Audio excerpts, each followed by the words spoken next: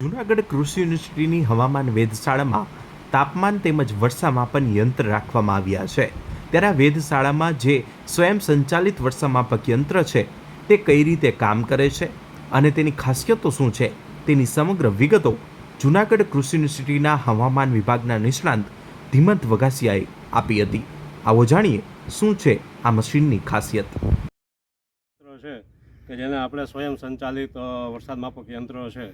કે આ પોતાની રીતે જ કેટલો વરસાદ થયો છે પોતાની રીતે જ માપન કરે છે। તો એમાં જે આપણી પાસે અત્યારે ઇન્સ્ટ્રુમેન્ટ છે એ ફ્લોટિંગ ચેમ્બર ટાઈપ ઇન્સ્ટ્રુમેન્ટ છે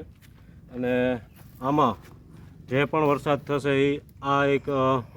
જે આપણો વ્યાસ છે મિલીમીટર એમાં કલેક્ટ થશે, અંદર ફ્લોટ હશે કે જેમાં ચેમ્બર હશે અને એ ચેમ્બરમાં જે વરસાદ છે એ એકઠો થશે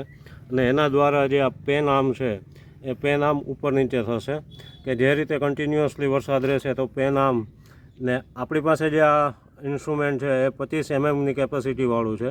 કે 25 મિલીમીટર સુધી કલેક્ટ થશે અને ફરીથી અહીંયા બહારથી સિફોનિંગ થઈ અને બહાર નીકળી જશે અને ફરીથી વરસાદ જો કન્ટિન્યુઅસ ચાલુ રહેશે તો આ ગ્રાફ ઉપર આ ક્લોક છે ઘડિયાળ મુજબ ગોળાકારમાં,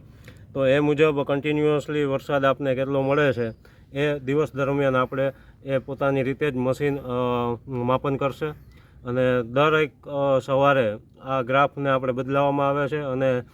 દિવસ દરમિયાન કેટલો વરસાદ થયો છે એ ગ્રાફ પેપર ઉપરથી આપણે જાણી શકીએ છીએ। અને બીજી એક આની ખાસિયત એ છે કે આની ઉપરથી આપણે વરસાદની તીવ્રતા સમય સાથે વરસાદ મળવાથી ઇન્ટરવલ સાથે વરસાદ મળવાથી આપણે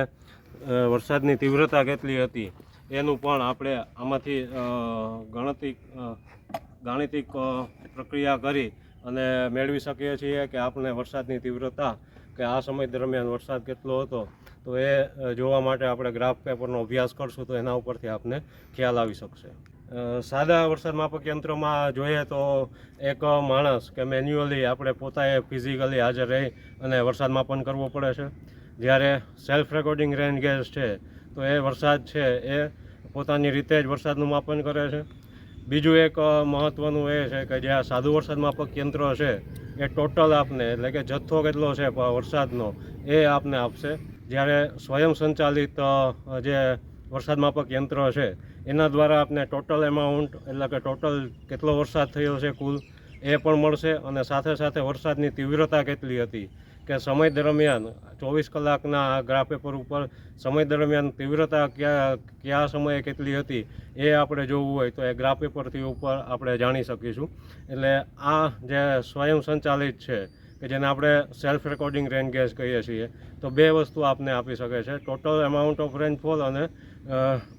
ઇન્ટેન્સિટી ઓફ ધી રેનફોલ એટલે કે વરસાદની તીવ્રતા કેટલી છે। તો આટલું આપણે આ સ્વયં સંચાલિતમાંથી જાણી શકીએ છીએ। આમ આ કૃષિ યુનિવર્સિટીની વેધશાળામાં સ્વયં સંચાલિત વરસાદ માપન યંત્ર ખૂબ મહત્વનું છે। વરસાદ કેટલો પડ્યો અને કેટલા સમય સુધી પડ્યો તે તો જાણી શકાય છે,